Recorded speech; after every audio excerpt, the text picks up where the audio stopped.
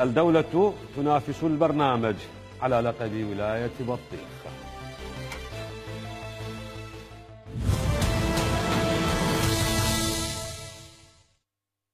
وها هالشكل ينهي المهوال ويعرض رباطه لولد العشيره، دم فاير وشرايين ناطه وروس مفوره لانه الاهانه كبيره والولد ما يسكتون.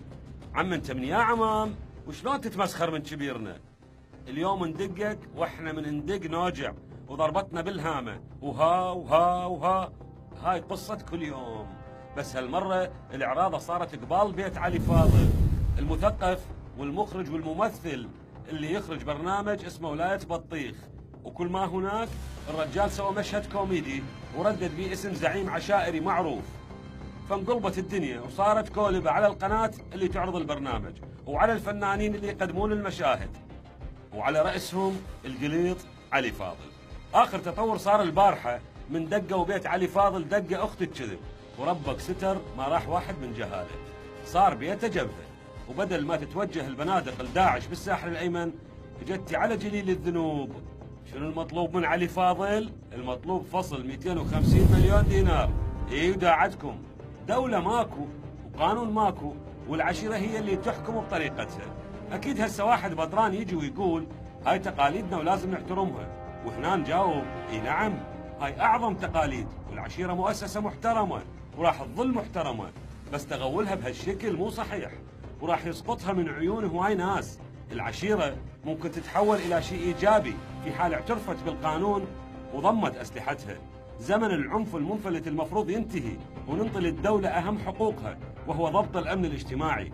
يعني يا عشايرنا الرائعة، احترام القانون من احترام السنينة، والما يحترم قانون بلده لا تتوقعون يظل يحترم سنينة عشيرته.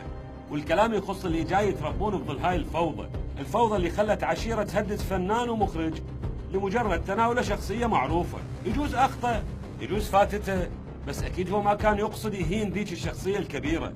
رجاء فضوها بالتي هي أحسن وحفظوا للعشيرة هيبتها. وها ويا ريت الرباط ينهي هالقصة بشكل ودي اليوم قبل باكر. سلامات علي فاضل، الولد أعصاب وباكر الله يهديهم.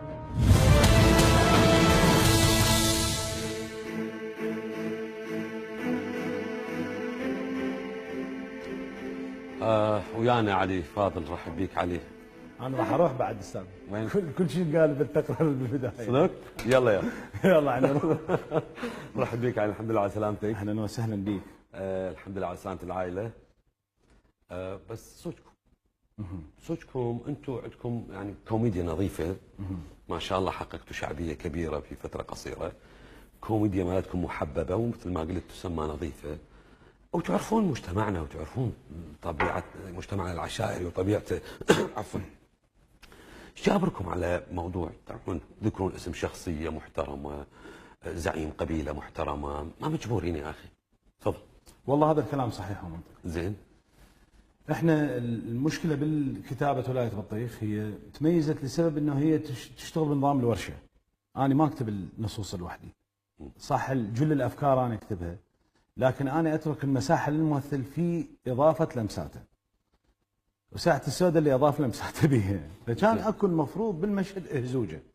هذه الهزوجه انا كلش بالعشاير ما عندي معلومات. زين. يعني 8 سنين بربيل. زين. كنت تحت هذه اللوجو في هذه ال8 سنين.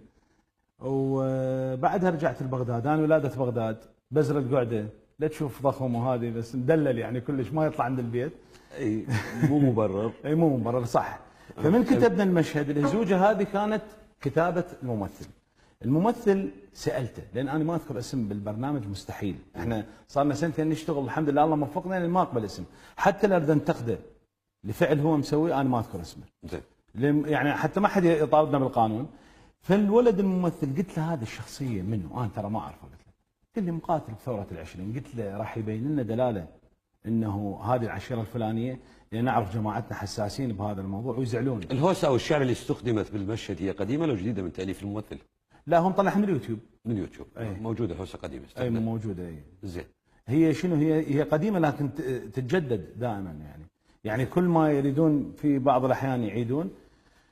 وهي ما مؤثره على المشهد. استاذ احمد انا بدي اقول لك شغله، الاستهداف واضح، انت من تريد تستهدف انت يكون عندك استراتيجيه بالاستهداف، يعني مستحيل انه انت تريد تستهدف بكل معابر بنص هزوجه بنص مشهد من ضمن 10 11 مشهد. لا ممكن تحكي بصف الحكي شلون حكيتوا على واحدة من الحلقات صف الحكي.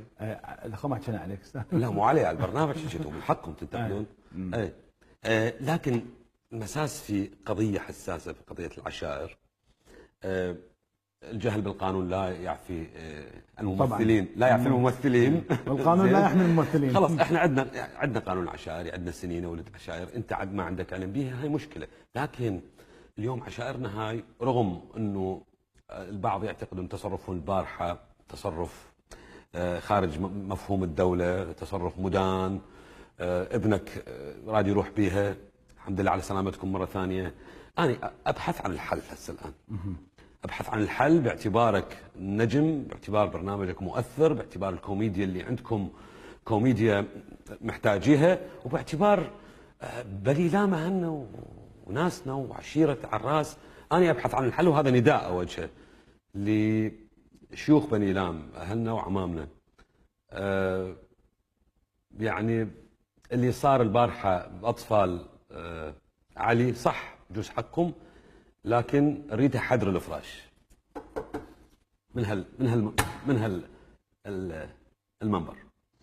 وعلي اريدك توجه رساله ايضا لعشيره بني لام كريمه. ولا بأس انت يعني اذا لا بأس انت توجه اعتذار لهم، لا بأس. لا انا وجهت اعتذار، والاعتذار مسجل ونزل بالتلفزيون موجود باليوتيوب. هذا اعتذار ما ينقصنا شيء، بالعكس يزيدني شرف انه تعرفت على ابناء هذه القبيله العريقه، ويزيدني شرف انه تعرفت على شخصيه غضبان البنين، لان انا ما كنت اعرف هذه الشخصيه. لكن المشكله هي مو هنا. المشكله هاي القبيله عريقه ومعروفين بها منهم نقيب الصحفيين، يعني بهم شخصيات مهمه. اذا اريد اذكرهم فيراد لي يعني قائمه طويله. مشكله انه بنوايا البعض احنا قدمنا كل اللي نقدر له. انا اللي اقدر له انه مثل ما اسأت لك بدون قصد بالمشهد، اعتذر لك بقصد عالي خارج المشهد وبالطريقه اللي انت تريدها. لكن في اللي فهمت انه المقطع انحذف. المقطع انحذف بيومه، زين، والحلقه انحذفت بيومها، والاعتذار نزل ثاني يوم، والبيان نزل بنفس اليوم. وكل الطرق كانت، يعني احنا حاولنا بكل الطرق انه نقدم اعتذار. زين، هاي بسنينة العشائر ما تمشي. البارحه من دقوك يردوك توصل. لا هو دقه البارحه مو قانونيه حتى بعرف العشائر. مو قانونيه. مو قانونيه. زين، انا هسه صاحب حق اقدر اقاومهم. زين، تدري لو لا، بس انا ما اشتغل بهالطريقه هاي. شلون راح اقول لك؟ لان هم انا حولوا عمامي. زين، حولوا عمامي. تقول ما اعرف العشائر. ما انا ما اعرف عمامي، هم قالوا لا بحول. زين، فحولوا. اكو مقطع فيديو انتشر بهذا الموضوع، قالوا احنا الحلفي ما اريده. هم قالوا مو انا. اكو مقطع فيديو موجود على اليوتيوب. الحلفي من اللي هو انا. قالوا الحلفي ما اريده. احنا هدفنا صاحب القناه. هذا انقال بمقطع فيديو. زين. احنا طلابتنا ويا بالقناه. زين. هم هذا الشخص اللي قالها هم من الناس اللي يدفعون نحو الكارثه. اكو بعض الاشخاص جوا اللي حتى الشيوخ الكرام من بني لام ما راضين عنه. هو يدفع نحو الكارثه، بحيث من توجهوا له بالقناه، هاي قناه ما تندق ولا تنفصل، موجوده ذيك بنايه حيطان، ايش تقدر تسوي لها؟ فوصلوا الى طريق مسدود، رجعوا على اليمن مثل ما قلت بالهذا، رجعوا على المسكين جليل الذنوب. جليل الذنوب. اي رجعوا، واني ما من حقهم يدقوني عشائريا، لان اني هم شالوا عني الذنب بالبدايه. زين. هسه انا المفروض ارجع شو اسوي؟ بالعرف العشائر ارجع اقاومهم واقول لهم شلون تدقوني وانا ما منضبط. احنا نريد نطفي هاي حفاظا عليكم كنجوم، كبرنامج مهم، وحفاظا على اعرافنا بسناينا العشائريه. اكيد. انا عندي استعداد اتنازل عن كل شيء، وعندي استعداد اقدم اعتذار ثاني لسبب واحد، لان اللي يتضرر من الموضوع كله الجمهور. احنا صارنا واقفين شهر، باكر عندي حلقه، والوضع النفسي للشباب بهاللحظات هذه كله صعب. لانه شباب انا مصدر طاقتهم، ودا يشوفون انا مستهلك بقضايا ما اعرف لها. يعني تتخيل انا عرفت انا من يافا خذ بالطلاب ولا لا؟ لا والله. انا عرفت من يا يفقد وعرفت من يفقد. اي. ولليوم ما قدرت احفظ الاسم كل الصعب من فقد مالتك. والله العظيم كل ما اقوله يقولوا لي غلط ولك مو هيك. زين هاي ما عندك طاقه وهيك انت تحشش زين. لا إيه خلي اموري يشتغل لنا حلقه. خلي اموري يشتغل لنا حلقه. انا اللي يهمني بالموضوع انه هاي رسالتكم مره ثانيه، رسالتكم النظيفه. يعني المفروض يكون فهم على الاقل مستشار عندكم بهاي القضايا المهمه والحساسه. هسه يجوز مثلا اكو تصرفات عند العشائر الان، اكو تصرفات مدانه عند بعض العشائر، لكن صح. تبقى العشيره هي اساس مجتمعنا يا صح. علي. احنا ابتداء من ما راح نرجع مره ثانيه ان شاء الله. الحلقه بعد راح تعرض على مستشار وعن الشقه، عند احكي صدق مقص الرقيب. لا راح نعرضها لمستشار، اخاف تكون لان هي غلطه ما حد يقدر ينكرها. هي هذا خطا صار، خطا سواء بعدم درايتي او بدرايه الممثل او بتعمد او بدون تعمد من الممثل، هي غلطه. فاحنا ليش نعرض نفسنا مره ثانيه هذا الموضوع؟ لكن انا هم احب اقول لك استاذ احمد انه اكو من يصعب الامور. العرف العشائري طرف ثالث؟ لا هو احنا انا ما اريد اكون يعني ايد نظريه المؤامره، لكن يعني تحس انه اكو دفع حتى يتعرقل اكثر ولايه بطيخ وما يطلع. يعني هذا حسد مهني، طرف ثالث هذا دا يشتغل يعني حاسدكم على الموضوع؟ لا بالعكس، القنوات الفضائيه كلها كانت ويانا من يعني انا احب اشكر كل القنوات الفضائيه اللي ساندتني بالموضوع وكل الزملاء الاعلاميين اللي ساندوني بالازمه هاي اللي فاتت، لكن هذا طرف سياسي. هذا الطرف يقول لك انا ما قدرت اصيده، تخيل مواني مشهد يطلع من جوا ايدي، شو يطلع؟ يطلع مهندس مستحيل احنا عندنا قبل مشهد أدان الأعراف العشائرية الخاطئة إدانة بالصميم اللي هو فصل الدجاجة، وهذا فصل حقيقي صار أنه على مود دجاجة دعمتها سيارة أخذوا فصل. مشهد مكاكي كلش انتشر، فمشهد مكاكي بإدانة كانت عميقة لكن كان مدروس فما طلعت فيه أي مشكلة. احنا اكو ناس ما قدروا يلكفون الزلة من حكينا عليهم، فهسه اكو أداة استثمروا الخطأ اللي صار في قضية قبيلة بني لام. نعم. وبدأوا يروجوا له. أنا ما أعتقد أنه يعني بني لام ثاية، شيوخهم ثاية ومعروفة، ما أعتقد يتأثرون بالواشي والقيل والقال ما أنا مرات شو أسوي لك؟ أنا شو أقول لك؟ أقول لك تخا ما راح تسكت، ترى هذا كذا هيك أحرجك. هذول الناس يعني هم الفخر واحدة من أهم مزاياهم. من اجي اني العب على نقطه الفخر هذه، بالعكس كنا نفتخر باضمان البنيه وكنا نفتخر بهالرموز. انت النقطه الجوهريه، هل تحس بان برنامج كوميدي عنده هيك بعد خطير انه يشوه سمعه عشيره او زين وش راح نحصل؟ انا من اشوه سمعه سياسي جوز ابتزه. العشيره شو ابتز من عندها؟ بالعكس بالعكس يعني العشيره والرموز الدينيه صعب توصل يمهم لان ما راح تحصل شيء، بس المسبه والتوقف والمشاكل ما راح ماكو مكسب. يعني اذا اكو مكسب من وراء، يعني اذا هي نظريه مؤامره قادها ولايه بطيخ فهي نظريه فاشله. يعني موقف الحكومه وياكم شنو؟ اتصلتوا عندكم اتصالات؟ اشتكيت انت من دق بيتك؟ طبعا اشتكيت. نعم. زين تتوقع انه دولتنا هسه حكومتنا تقدر توقف قدام شكوى، تقدر تمشي شكوى على عشيره؟ حتى احنا شايفين انه حتى اذا مسلحين من عشيره يفوتون من مسيطره يقول لهم اطلعوا عشائريه حتى الشرطه ما تتدخل. تتوقع حكومه تجيب لك حقك يعني؟ لا السيد رئيس الوزراء كان تحرك كلش مفرح. منو؟ السيد رئيس الوزراء. زين. تحركه كان كلش مفرح يوم امس. ومصممين هم انه يلزمون الجنات.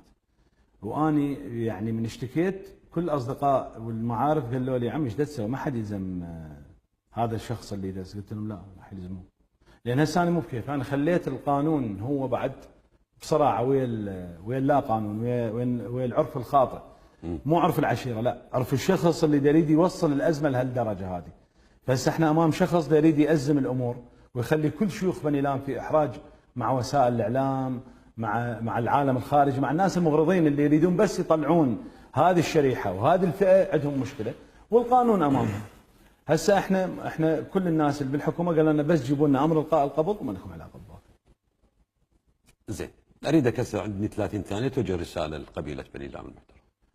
والله انا احب اوجه لهم رساله، اقول لهم انه انتم اساسا ولد عمنا، احنا كنا ننتمي لبيئه واحده، لمنطقة واحدة، انتماء الأصل والجذر، وننطلق لبناء الكل اللي هو العراق. ما عندنا أي هدف كان في البرنامج أنه نسيء لكم أو نسيء لأحد الواحد من رموزكم، والشخص المخطئ هو من نفس عشيرتكم، الممثل لا يهمنا. زين. وهذا ما أعتقد أنه أكو واحد يحب يشوه صورة عشيرته ورموز عشيرته. احنا نحب أنه نبدي بداية جديدة ونخلي البرنامج ينطلق حتى يسعد هاي الجماهير الواسعة. وأشكر كل من ساندنا من قبيلة بني لام وأبدى تعاطفه وهم مو قليلين، وأشكر كل شخص رفض تصرفات المتطرفة اللي وصلت الأمور لهذا الحد، وأنا متأمل خير أنه يمكن. حلقة الأسبوع شنو؟ عن العشائر. أموري شو أخبار أموري؟ والله يا أموري نايم، هو من ماكو شغل ينام، وهسه نايم مرتاح صار له يومين ثلاثة. شكرا لك علي، الحمد لله على سلامتك. الله يسلمك. على سلامة العائلة. شكرا لك.